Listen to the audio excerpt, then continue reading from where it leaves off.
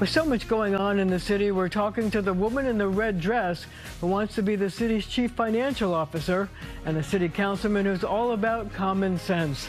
The Point starts right now.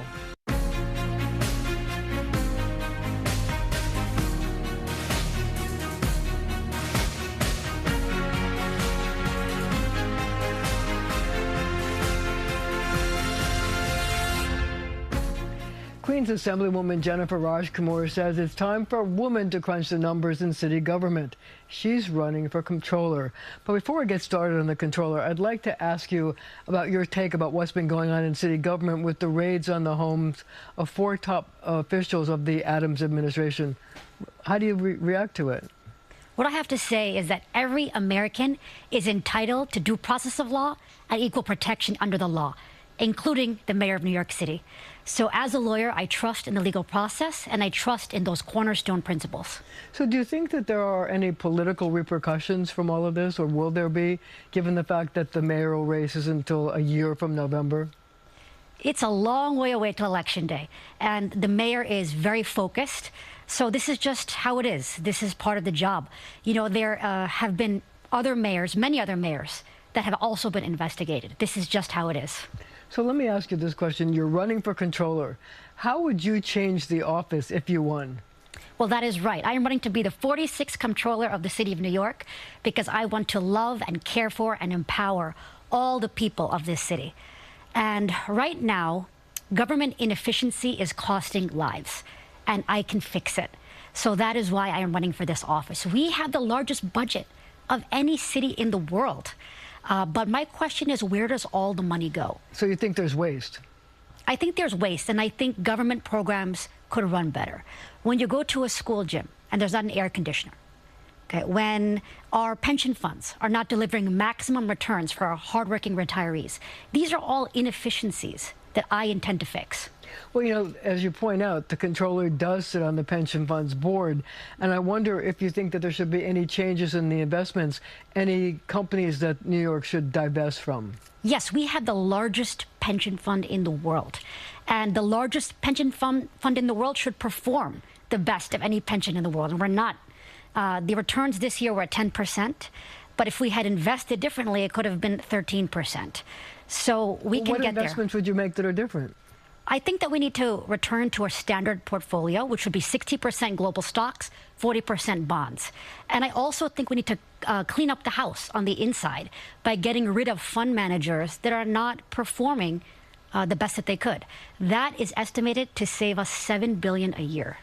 So you would get rid of these fund managers and do it yourself, or just hire different ones? I would see if they could improve.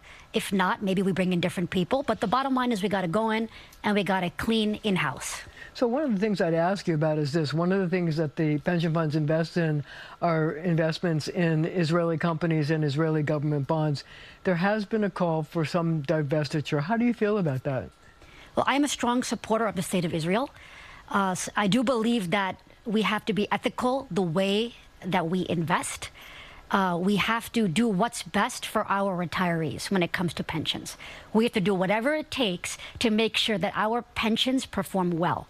However, we also have to operate under certain morals and standards. And that is something that I'm very serious about. For example, I would not invest in big oil because that's an environmental hazard and our planet matters. But in terms of Israel, you would keep the investments that we have now? Yes, I would. Okay, so I know that you're also in the Assembly and a very active member of the Assembly. I wonder what your take was when Governor Hochul decided to pause congestion pricing, which has caused a lot of consternation on both sides of the issue.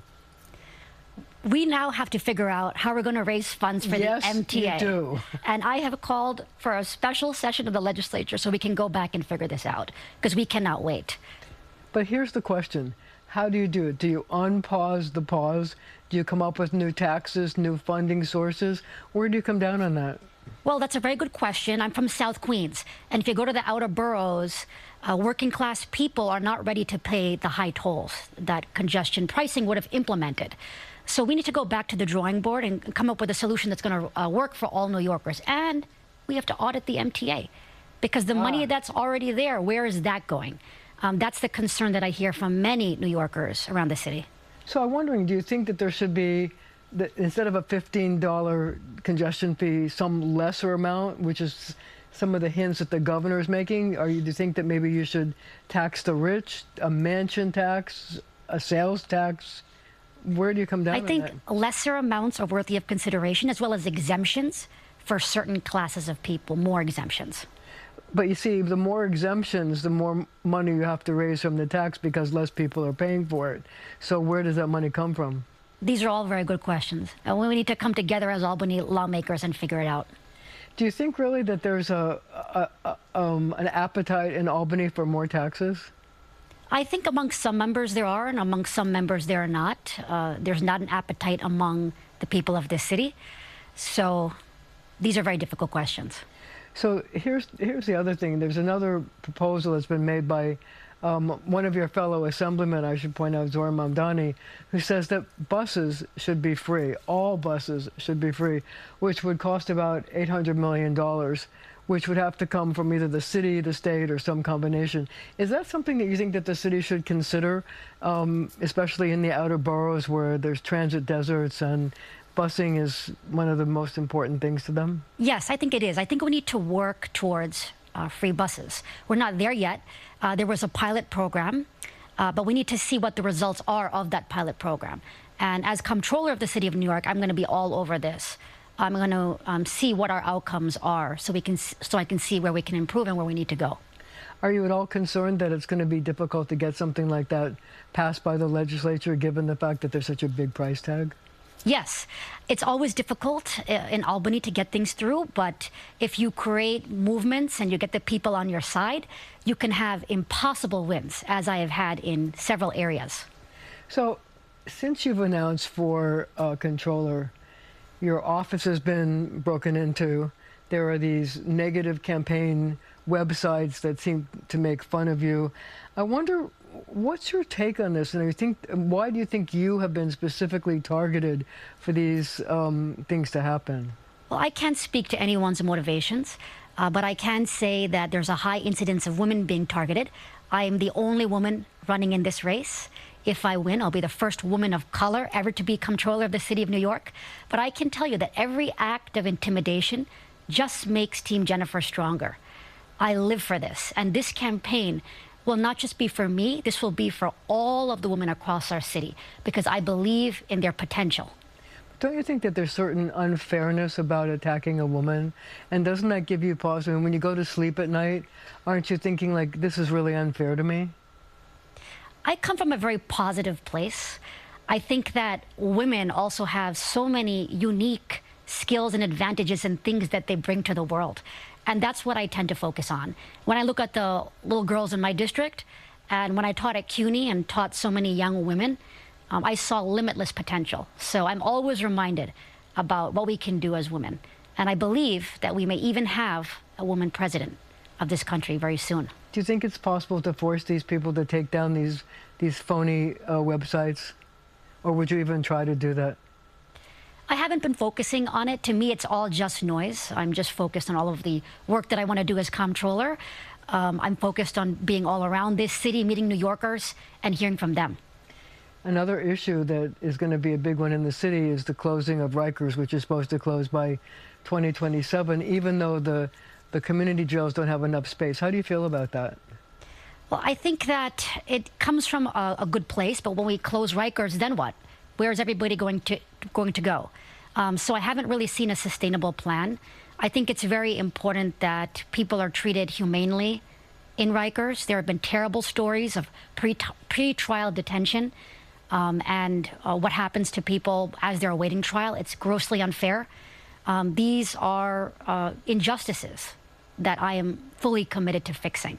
You know, the Comptroller's Office does a board saying how many people are in jail, et cetera. Do you think that possibly the controllers should start auditing the jails to see what they're doing? Absolutely. I think that we could get a lot of good information that way and come up on some very good solutions once we have the data. Jenifer Rajkumar running for controller. We're going to have to leave it right there for now, but our conversation continues right after the show on CBS News New York.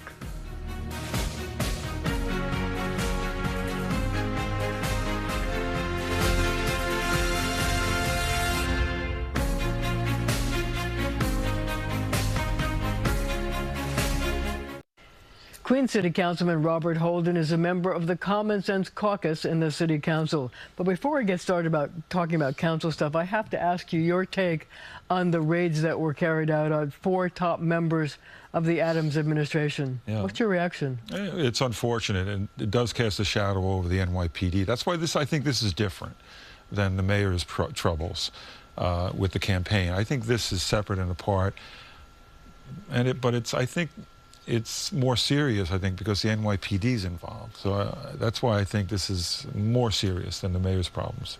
How do you feel about the fact that they went after the police commissioner, the head police officer in the city of New York? Yeah, that is the most disturbing. And that's why I think at this point, I did like Eddie Caban, but I think at this point he should resign.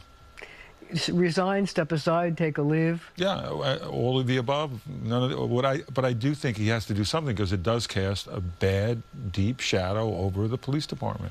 You know, I did talk to the mayor about whether he should take any action against the people involved, and he said that he thought it would interfere with the process. But you think that it doesn't look good for the police commissioner to be involved in a federal investigation? Yeah, because again, we have to have confidence that he's staying within the law. He sets an example for the whole department. If he's a suspect, or if he's doing something that's inappropriate, definitely step aside. So following on the law enforcement, I'd like to talk to you about Rikers. You have spent some time going into Rikers, studying what the conditions are. Do you think it's a reasonable thing for the city to say we're going to close Rikers totally in 2027, which is the deadline? It's absurd.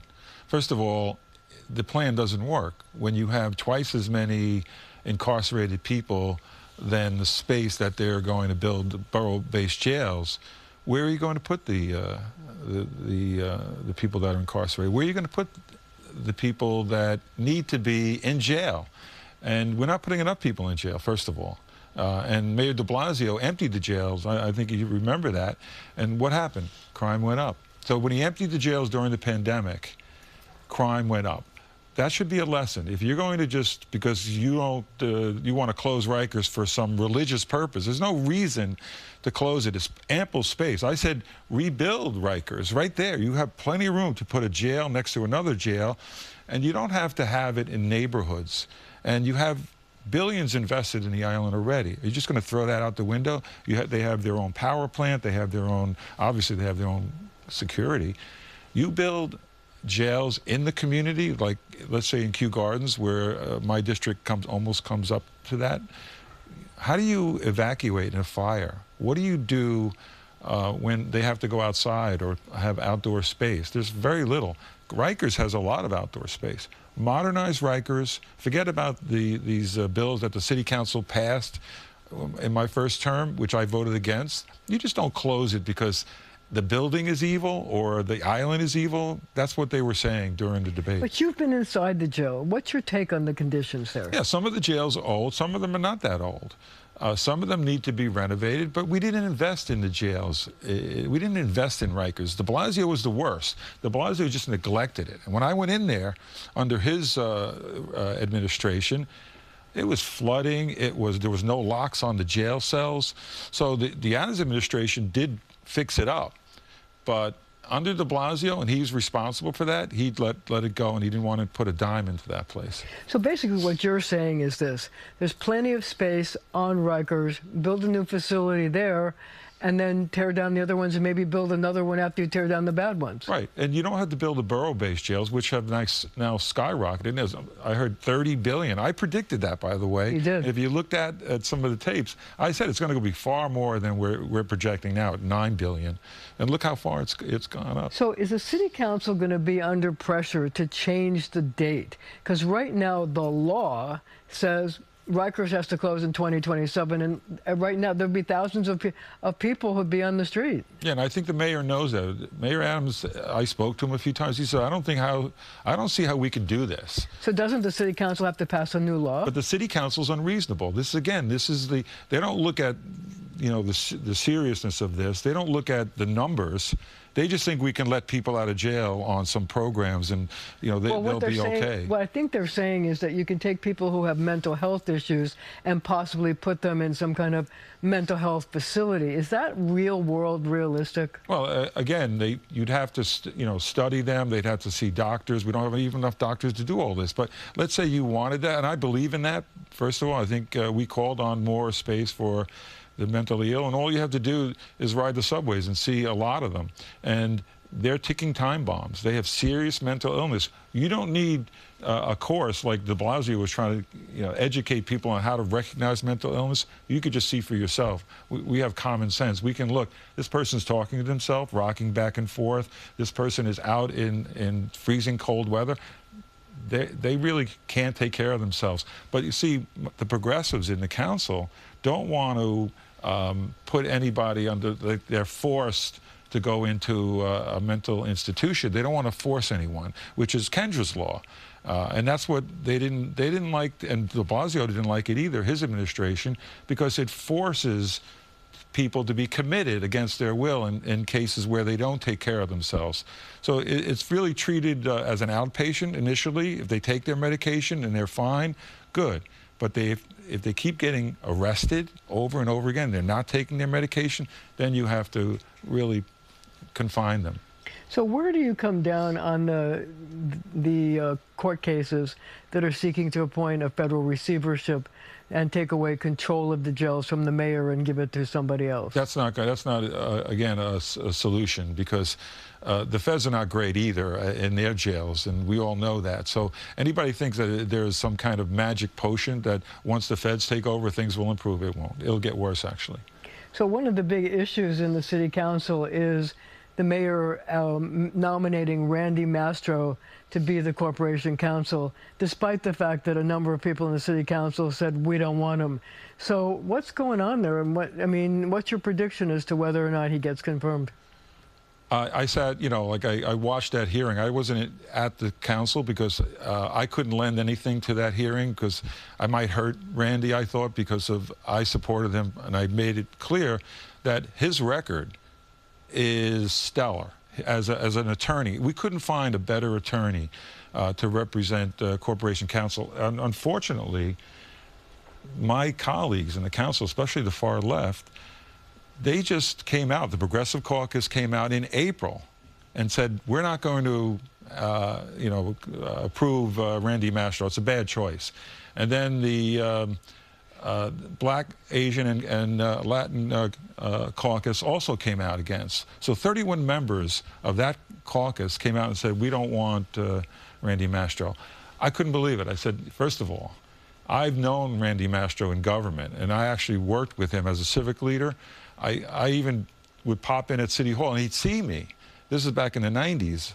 When he worked for Giuliani, and I just thought, wow. And we had an issue with a park that was reconstructed poorly, and he put us in touch with Deputy Mayor Rudy Washington, and we got it solved. So my experience working with him, and I knew him, and I did speak to him plenty of times.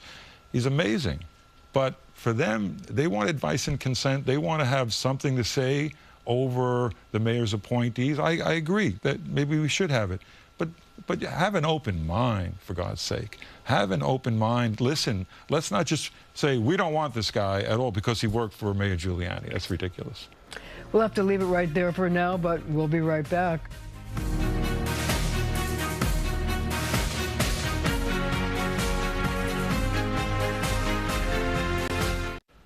Thank you for joining me.